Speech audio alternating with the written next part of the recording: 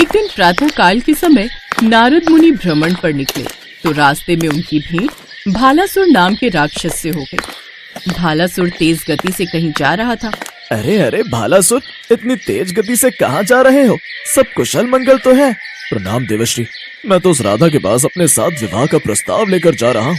मैं जानता हूँ राधा अति सुंदर है, इसीलिए मैं उससे विवाह करके उसे अपनी पत्नी बनाना चाहता हूँ। अच्छा तो ये बात है, परंतु क्या तुम्हें ऐसा लगता है कि तुम राधा रानी से विवाह का प्रस्ताव रखोगे और वो तुम्हारा प्रस्ताव स्वीकार कर लेंगी? असंभव। क्यों नहीं करेंगी? मैं देखने में उस ग्वाले कृष्ण से बेहतर हूँ, मुझ में बहुत शक्ति है, वो मेरे साथ विवाह का प्रस्ताव अवश्य स्वीकार करेगी। नारद मुनि जानते थे कि भालासुर एक अहंकारी दैत्य है, इसलिए अहंकार ने उसकी बुद्धि को नष्ट कर दिया है। भालासुर को सबक सिखाने के लिए नारद मुनि ने उसी क्षण एक चतुर योजना बनाई और भालासुर से बोले, देखो भालासुर, जहाँ तक मुझे पता है राधा रानी के हृदय में तो सदैव से ही कृष्ण का वास है। राधा रानी कृष्ण जी से अटूट प्रेम करती हैं, इसीलिए वो कृष्ण के अलावा किसी के प्रेम बंधन में नहीं बन सकती। पर मेरे पास एक उपाय है जिसकी सहायता से तुम राधा रानी तक अपने विवाह का प्रस्ताव पहुंचा सकते हो और राधा रानी को शक भी नहीं होगा कि तुम सचमुच एक दैत्य हो। मैं समझा नहीं देवश्री नारद, आप मुझे विस्तार से बताइए। भालासुर, मेरे कहने का तात्पर्य ये है कि तुम राधा रानी के सामने कृष्ण के रूप में जाओ। जब वो अपने सामने साक्षात कृष्ण को देखेंगी तो अपने आप प्रेम की डोर से खींची चली आएंगी। पर अगर तुम अपने इस भयानक रूप में उनके सामने जाओगे तो तुम्हें देखकर वो डर जाएंगी, इसीलिए तुम्हें कृष्ण का रूप धारण कर लेना चाहिए। पर इस कार्य में बहुत सावधानी रखनी होगी। तुम्हें ध्यान देना होगा कि राधा रानी को ये बात पता न चले कि तुम नकली कृष्ण हो। तुम उनके सामने बिल्कुल असली कृष्ण की भांति ही जाना, किसी को भी तुम पर संदेह ना हो पाए। कह तो आप ठीक रहे हो, मेरे इस रूप को देखकर तो राधा मुझे विवाह के लिए कभी हाँ नहीं कहेगी, पर उस कृष्ण के रूप में अगर मैं जाऊंगा तो वो मुझसे विवाह अवश्य कर लेगी। नारद मुनि ने पूरी तरह से भालासुर को अपनी बातों में फंसा लिया था। भालासुर को नारद मुनि की बात बहुत अच्छी लगी और उसने तुरंत ही कृष्ण जी का रूप ले लिया। देवश्री नारद, मैं कैसा लग रहा हूँ? क्या कोई मुझे पहचान पाएगा? अरे तुम बिल्कुल कृष्ण जी की भांति लग रहे हो, अब तुम्हें कोई नहीं पहचान पाएगा। अब तुम आराम से राधा रानी के पास जाओ और अपने हृदय की बात कह दो। घमंड में भरा हुआ भालासुर बिना कुछ सोचे समझे बस कृष्ण जी का रूप लेकर बरसाना की ओर चल पड़ा। नारद जी मंद मंद मुस्कुराने लगे, क्योंकि वो जानते थे कि राधा रानी तो भालासुर को देखते से ही पहचान जाएगी। पर भालासुर को सबक सिखाना आवश्यक था ताकि वो दोबारा ऐसी हरकत करने की कोशिश न करे। भालासुर बरसाना पहुंच जाता है। अब कृष्ण जी के रूप में उसे देखकर सारे गांव वाले हैरान रह जाते हैं। सब बहुत खुश होते हैं। हम तो बहुत खुश हैं कि आप बरसाना में पधारे। जब से आप मथुरा गए हो, आपने तो बरसाना की सुध लेना ही छोड़ दिया। वैसे आप अचानक बरसाना आ गए, हमें तो आपके आने की कोई खबर ही नहीं थी। हाँ, मैं तो बस राधा से मिलने आया हूँ। हम जानते हैं कि आप बरसाना राधा से मिलने आए हो, पर पहले हमें भी तो अपनी सेवा का सौभाग्य दीजिए। हम तो आपकी इतनी सेवा कर ही नहीं पाते। भालासुर बार बार राधा का नाम ले रहा था। मैं बोल रहा हूँ ना, मुझे राधा से मिलना है। ये सब मत करो, मेरा कुछ मन नहीं है। राधा का घर कहाँ है? अरे कान्हा, तुम्हें तो राधा का घर पता है, फिर घर काहे पूछ रहे हो? अरे तो इतने समय बाद आया हूँ, क्या मैं रास्ता भूल नहीं सकता क्या? आप सब मेरी परीक्षा ले रहे हो। मुझे तो ऐसा लग रहा है आप ये सोच रहे हो कि मैं असली कृष्ण नहीं हूँ, कोई नकली कृष्ण हूँ। नहीं नहीं, ऐसी कोई बात नहीं है, आप क्रोधित मत होइए। हम आपको अभी राधा रानी के घर ले चलते हैं। बरसाना गांव के कुछ लोग भालासुर को राधा रानी के घर ले जाते हैं। राधा रानी की सुंदरता को देखकर भालासुर मोहित हो जाता है और काफी देर तक राधा रानी को देखता रहता है। पर राधा रानी तो कृष्ण जी को देखकर बिल्कुल भी उत्साहित नहीं थी और न ही उन्होंने कृष्ण जी का स्वागत किया। तभी गोकुल गांव से नंद बाबा और यशोदा मैया आ जाते हैं। उन्हें भी ये खबर पता चल गई थी कि कृष्ण जी मथुरा से वापस आ गए हैं और सीधे बरसाना आए हैं। अपने कान्हा को देखकर यशोदा मैया की आंखों में खुशी के आंसू आ जाते हैं, पर भालासुर का ध्यान तो केवल राधा रानी की तरफ था। वह तो नंद बाबा और यशोदा मैया को जानते तक नहीं थे। क्यों रे लल्ला, मथुरा जाकर अपनी माँ को भूल गया? कैसी विचित्र बात है। कृष्ण का भेष बनाकर बरसाना आ तो गए, परंतु कृष्ण की भांति व्यवहार करना नहीं सीखे। कृष्ण की आदतों को सीख कर नहीं आए। राधा रानी की बात सुनकर भालासुर घबरा गया। तुम्हारे कहने का क्या मतलब है?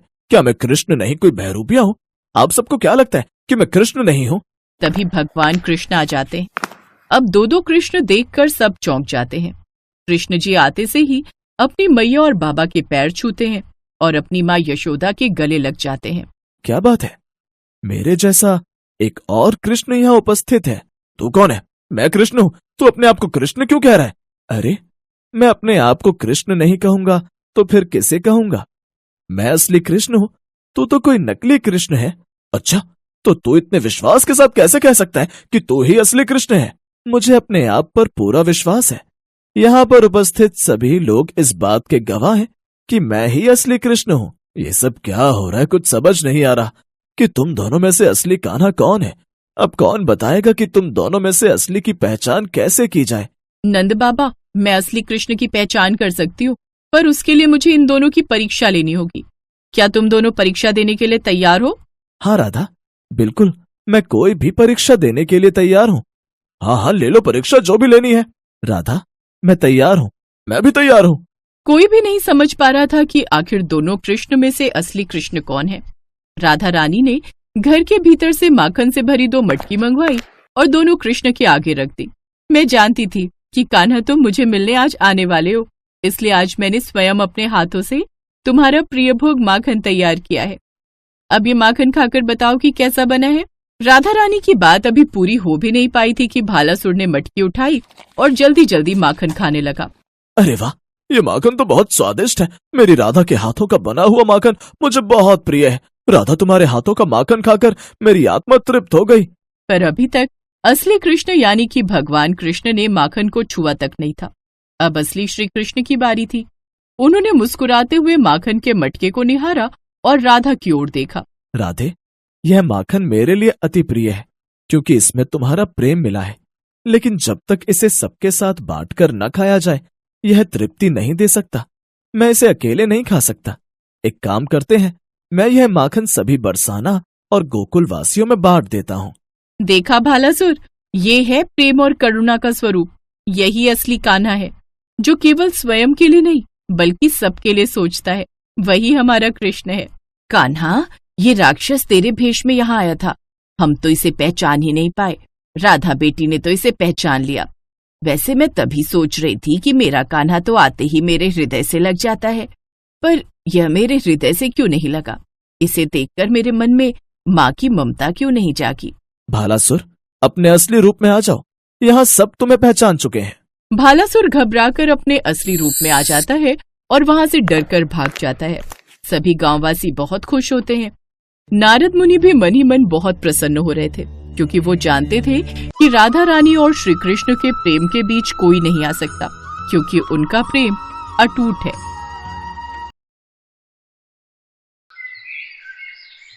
धरती लोक पर कृष्ण जन्माष्टमी की धूम मची हुई थी। जहाँ देखो वहाँ जगह जगह हर घर हर मंदिर सजा हुआ था।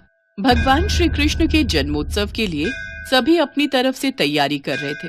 ये नजारा गोलोक में विराजे श्री भगवान कृष्ण और राधा मैया देखकर अति प्रसन्न हो रहे थे। तभी श्री कृष्ण ने अपने मोर पंख को ठीक किया, कमर में बांसुरी को कसा और मुकुट पहनकर तैयार हो गए। कान्हा, कहाँ चल दिए इतना सज संवर कर? अरे राधा, आज मेरा जन्मदिन है। धरतीवासी मेरे जन्म उत्सव को इतनी धूमधाम से मनाते हैं। मन में विचार आ रहा है आज अपने भक्तों की परीक्षा ली जाए, इसलिए धरती लोक में भ्रमण के लिए जा रहा हूँ। अच्छा, फिर तो मैं भी तुम्हारे साथ चलूंगी। तुम्हारे बिना तो मैं अधूरा हूँ राधे।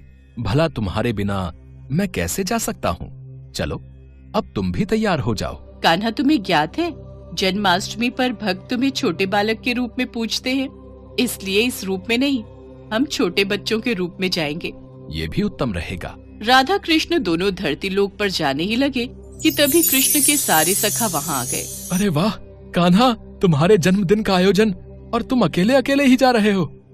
आज तो खीर पूड़ी पकवान मिलेंगे, हम भी तुम्हारे साथ चलेंगे। अब तो तुम सबको भी ले जाना ही पड़ेगा। ठीक है, चलो तुम सब भी मेरे जन्मोत्सव का आनंद लेने चलो।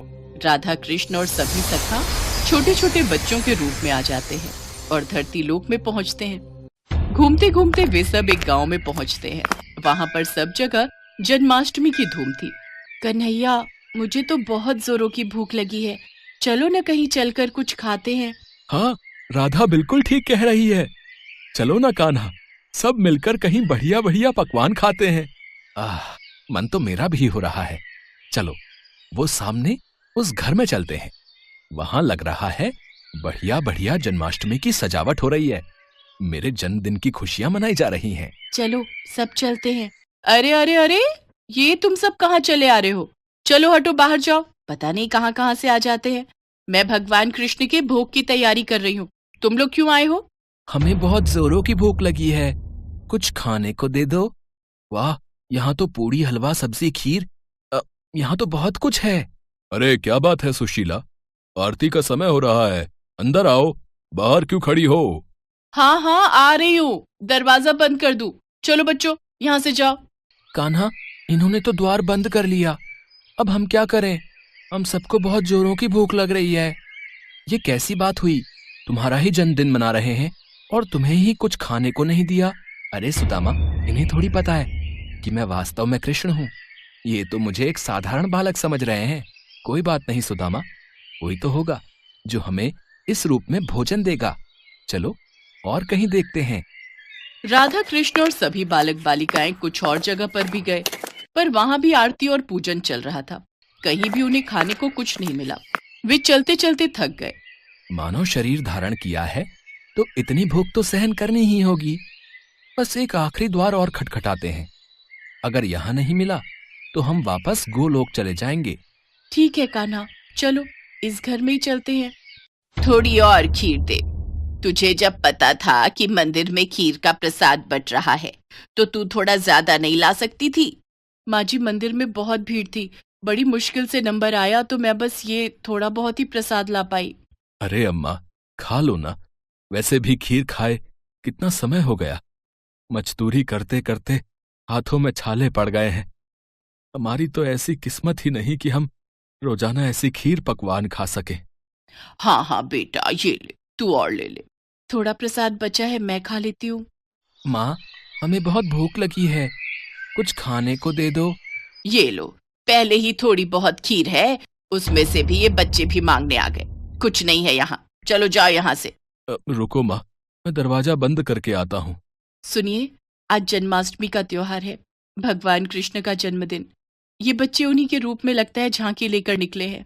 हो सकता है इन्हें रास्ते में भूख लगाई हो। थोड़ी सी खीर है मेरे पास, इन्हें दे देती हूँ। ऐसे द्वार पर आए बच्चों को भूखा भेजना मुझे ठीक नहीं लग रहा। माँ ये लो, तुम मेरी खीर भी इसमें से ले लो, मुझे इतनी सारी नहीं खानी। माँ, मेरे में से भी ले लो। अगर तुम अपनी दे दोगी तो तुम क्या खाओगी?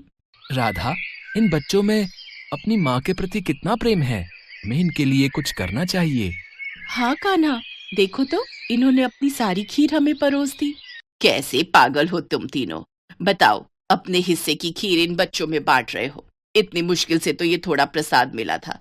अब तुम दोनों बच्चे कान खोलकर सुन लो, मैं अपनी खीर में से एक भी निवाला नहीं दूंगी। ये लो बच्चों, ज्यादा तो नहीं, थोड़ी थोड़ी खीर है, ये खा लो। बस इतनी सी खीर? इससे तो हमारा चींटी जैसा पेट भी नहीं भरेगा। एक काम करो, थोड़ी और खीर ले आओ। दादी, थोड़ी सी अपने में से दे दो ना। आज वैसे भी भगवान कृष्ण का जन्मदिन है, हमने भी तो नहीं खाई ना, हमने भी इनको दे दी। अब क्या करूं, तुम लोग इतना जोर दे रहे हो तो ये लो, थोड़ी सी मेरे में से भी दे दो। सावित्री, ये ले, थोड़ी मेरे से भी ले ले, फिर बोलेगी मैं अकेले अकेले खा गया। सावित्री के परिवार के लोगों की ऐसी सोच देखकर राधा कृष्ण मन ही मन बात करने लगे। कान्हा, यह तो बहुत थोड़ी खीर है, कुछ करो। इन सबको भी तो खीर खाने का मन है। अगर हम ये सारी खीर खा जाएंगे तो ये लोग क्या खाएंगे? चिंता मत करो राधे, इस परिवार के सदस्य भूखे नहीं रहेंगे। हमने यहाँ खीर खाई है और मेरे जन्मदिन के उत्सव पर ये खीर ना खाएं, ऐसा हो ही नहीं सकता। बताओ, इतने मन से मैं खीर खा रही थी, सारी इन बच्चों को दे रही है। क्या कर सकते हैं? दादी, खीर खाओगे? देख, मजाक उड़ा रहे हैं बच्चे। और दे खीर। अरे जब तुम्हें दे दी सारी खाने के लिए तो हम क्या खाएंगे, खाली बर्तन? दादी, आज कान्हा का जन्मदिन है। कान्हा को जब आप अपने हिस्से की खीर दे सकते हो तो कान्हा क्यों नहीं दे सकता? अभी रुको, मैं आपको ढेर सारी खीर देता हूं, फिर आप भी खाओ और पड़ोसियों को भी खिलाओ। माँ जाओ, घर में जितने भी बर्तन हैं वो सब। बहू, अब छोटे बच्चे मजाक करने में बाज नहीं आएंगे। वैसे ही मुझे इन सब पर बहुत गुस्सा आ रहा है। सिर्फ तेरे कारण चुप हूं, वरना मैं इन्हें कब का भगा देती। ये लो बच्चों, पता नहीं आज तुम सब क्या खेल खेल रहे हो। देखती जाओ माँ। आओ बच्चों, तुम भी देखो। फिर क्या था, सावित्री बर्तन रखती जाती और कृष्ण जी उसमें खीर भरते जाते। देखते ही देखते सारे बर्तन खीर से भर गए। ये चमत्कार देखकर सब लोग दंग रह गए। बहू, हमारे भाग्य धन्य हो गए। ये तो साक्षात कान्हा पधारे हैं। हाँ हाँ, माखन चोर नंद किशोर हमारे द्वार आए हैं। खीर से हमारे पात्र भर दिए। हे कृष्ण मुरारी, अपना रूप दिखाओ। हे राधा मैया, अपना रूप दिखाओ, हमें दर्शन दो। सबकी प्रार्थना सुनकर राधा कृष्ण अपने रूप में आते हैं। उनके साथ साथ सुदामा और सभी सखा भी अपने रूप में आ जाते हैं। इतना सुंदर दृश्य देखकर सावित्री और उसके परिवार में सबकी आंखों में आंसू आ जाते हैं। माँ, ये सत्य है कि जो भी भक्त भूखों को भोजन कराता है, प्यासे को पानी पिलाता है, खुद भूखा रहकर घर आए भूखे जरूरतमंद को अपने हिस्से का निवाला देता है, मैं उसकी सहायता अवश्य करता हूँ। हम तो धरती पर भक्तों की परीक्षा हेतु आए थे और यहाँ इतने प्रेम से खीर खाकर मन प्रसन्न हो गया। कान्हा, आज जन्माष्टमी का पावन अवसर है और इन सब ने हमारी बहुत सेवा की है, तो इन्हें उस सेवा का फल हमें जरूर प्रदान करना चाहिए। हाँ राधे, अवश्य हम इन्हें इनकी सेवा का फल जरूर देंगे। और फिर जहां जहां राधा कृष्ण ने हाथों को आशीर्वाद स्वरूप घुमाया, उस जगह धन के भंडार भर गए। सावित्री की छोटी सी टूटी फूटी झोपड़ी महल में बदल गई। उनके जीवन में सारे सुख वैभव आ गए। गरीबी और दरिद्रता दूर हो गई। सावित्री के परिवार में खुशियां देकर राधा कृष्ण और सभी ग्वाल बालों के संग वापस गोलोक लौट गए।